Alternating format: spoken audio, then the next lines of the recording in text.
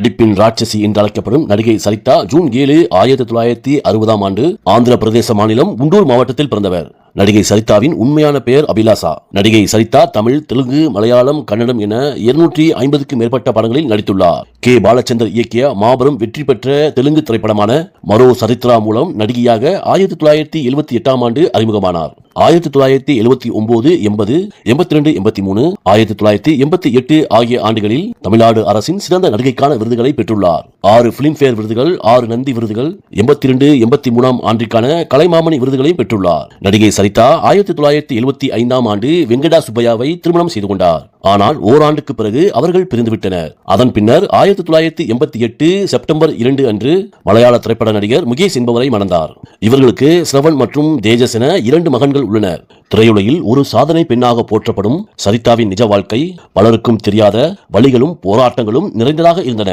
திருமணம் முடிந்ததும் கேரளாவில் உள்ள தன்னுடைய வீட்டிற்கு முகேஷ் சரிதாவை அழைத்துச் சென்றார். அதன் பின்னர் சிறிது காலத்திற்கு பிறகு முகேஷ் மற்றும் முகேஷ் குடும்பத்தினரால் திரைப்படங்களில் கதாநாயகியாக நடிப்பதற்கு தடை செய்யப்பட்டது. இதன் காரணமாகவே முன்னணி நடிகையான சரிதா டப்பிங் கலைஞராக உருவெடுத்தார். அக்காலகட்டத்தில் முன்னணி நடிகையாக திகழ்ந்த சரிதாவின் புகழை பொறுக்க முடியாமல் அவரது கணவருமான மலையாள நடிகருமான முகேஷ் நடிகை சரிதாவை பல கொடுமைகளுக்கு ஆளாக்கினார். சரிதாவின் கூற்றுப்படி முகேஷ் ஒரு தற்பெருமை கொண்டவராக இருந்திருக்கிறார். தன்னை விட உயர்ந்த இடத்தில் சரிதா இருப்பதை அவரால் பொறுத்துக் கொள்ள முடியவில்லை. அதனால் சரிதாவின் தன்னம்பிக்கையை சிதைக்கவே சரிதா உடல் ரீதியாகவும் மன ரீதியாகவும் துன்புறுத்தப்பட்டார். நடிகை சரிதா தான் கர்ப்பமாக இருந்த காலத்தில் சந்தித்த உடல் ரீதியான வன்கொடுமைகள் மிகவும் துயரமானவை. தான் கர்ப்பமாக இருந்தபோது முகேஷ் தன்னை வயிற்றில் எட்டி உதைத்ததாகவும் அதனால் தான் கீழே விழுந்து துடித்ததாகவும் சரிதா கூறியுள்ளார். சரிதா வலியால் அழுது கொண்டிருந்த போது, நீ ஒரு சிறந்த நடிகை, நன்றாக அழுகிறாய், இன்னும் அழு என்று கூறி முகேஷ் சரிதாவை பார்த்து கிண்டல் செய்துள்ளார். நடிகை சரிதா 9 மாத கர்ப்பிணியாக இருந்தபோது இருவரும் வெளியில் சாப்பிட்டு விட்டு வரும்போது சரிதா காரில் ஏற முயன்றுள்ளார். அப்போது முகேஷ் முன்னும் பின்னுமாக காரை வேகமாக இயக்கி சரிதாவை ஏற விடாமல் விளையாடியுள்ளார். இதில் சரிதா நிலை தடுமாறி கீழே விழுந்து அழுதுள்ளார். நள்ளிரவில் குடிபோதையில் வீட்டிற்குள் வரும் முகேஷிடம் ஏன் தாமதம் என்று கேட்டதற்காக சரிதாவின் தலைமுடியை பிடித்து தரதரவென தரை முழுவதும் இழுத்துச் சென்று அடித்ததாக கூறப்படுகிறது.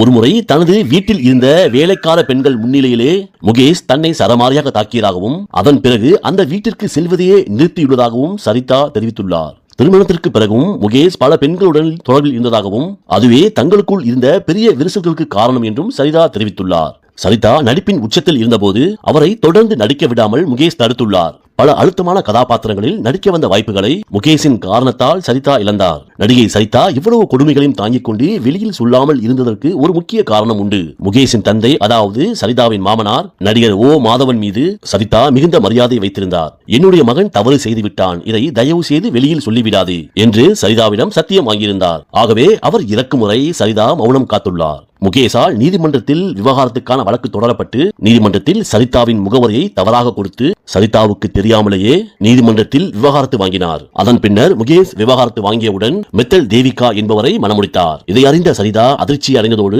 நீதிமன்றத்தில் வழக்கு தொடர்ந்தார். ஆனால் சரிதாவால் முகேஷ்க்கு எதிரான வழக்கில் வெற்றி பெற முடியவில்லை.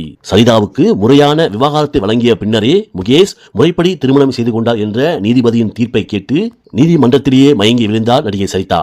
ஆனால் முகேஷ் செய்து கொண்ட 2வது திருமணமும் நிலைக்கவில்லை. சிறிது நாட்களிலே முகேஷை விட்டு 2வது மனைவியான மெத்தில் தேவிகா பிரிந்து சென்றார். நீதிமன்றத்தின் தீர்ப்பிற்கு பிறகு சரிதா சிறிது காலம் யாரிடமும் பேசாமல் ஒதுங்கியிருந்தார். ஆனால் பொதுவெளியில் சரிதாவுக்கு மனநலம் பாதிக்கப்பட்டதாக வதந்தி கிளம்பியது. சரிதா தான் சம்பாதித்த பணத்தை எல்லாம் இழந்து விட்டார் என்றும் வறுமையின் காரணமாக வெளிநாட்டிற்கு ஓடிவிட்டார் என்றும் செய்திகள் வெளியாயின. மேலும் நடிகை சரிதாவை பிடிவாதக்காரி என்றும் குடும்பத்தை அனுசரித்து செல்ல தெரியாதவள் என்றும் வதந்திகள் பரவின.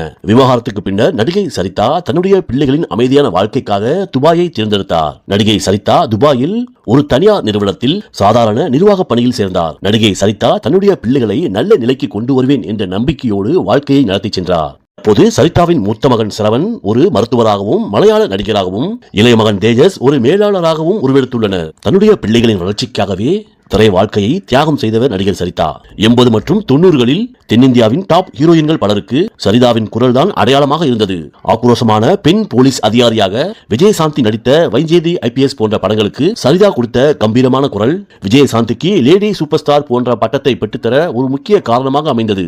படையப்பா, நீலாம்பரி மற்றும் அம்மன் திரைப்படங்களில் சரிதா கொடுத்த குரல் வரலாற்றின் சாதனை பக்கமாகும். குறிப்பாக நீலாம்பரியின் மிரட்டலான சிரிப்பு சரிதாவின் குரல் ஜாலத்தால் உருவானது. மொழி தெரியாத பல நடிகைகளுக்கு நடிகைகளுக்கு தமிழில் மிகச்சரியான உச்சரிப்புடன் குரல் கொடுத்து அவர்களை தமிழ் ரசிகர்களிடம் நெருக்கமடைய செய்தார். சரிதா பிறப்பால் தெலுங்கராக பிறந்தாலும் சரிதாவை ஒரு சிறந்த நடிகையாக கொண்டாடியது தமிழ் மக்களும் தமிழ் திரையுலகமும் தான். இயக்குனர் கே பாலச்சந்தர் சரிதாவை தமிழுக்கு கொண்டு வந்த பிறகு சரிதா தமிழை நன்றாக கற்றுக்கொண்டு மிக துல்லியமான உச்சரிப்புடன் பேசத் தொடங்கினார். சரிதாவின் தனித்துவமான கண்ணீர் குரலும் யதார்த்தமான நடிப்பும் சரிதாவை ஒரு அசல் தமிழ் பெண் போன்ற பிம்பத்தை ரசிகர்களிடையே உருவாக்கியது. குறிப்பாக டப்பிங் துறையில் சரிதா தமிழை உச்சரிக்கும் விதம் பல முன்னணி தமிழ் நடிகைகளையே வியக்க வைத்தது.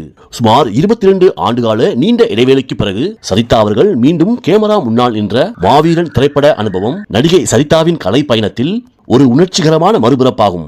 நீண்ட காலம் துபாயில் ஒரு சாதாரண பெண்ணாக வாழ்ந்துவிட்டு இந்தியா திரும்பிய சரிதா மாவீரன் படப்பிடிப்பு தளத்திற்குள் நுழையும் போது நடிகர் சிவகார்த்திகேயன் மற்றும் இயக்குனர் மடோன் அஸ்வின் முதல் கடைநிலை ஊழியர் வரை அனைவரும் எழுந்து நின்று நடிகை சரிதாவுக்கு கொடுத்த அந்த வரவேற்பு கைத்தட்டல் அவரது கண்களை குளமாக்கியது.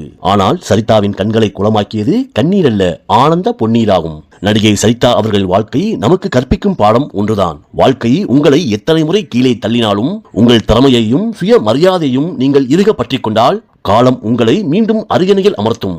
தமிழகத்தின் நடிப்பு அரசியாக இன்றும் என்றும் நம்முடைய இதயங்களில் நடிகை சரிதா நீங்கா இடம் பிடித்திருப்பார். நன்றி.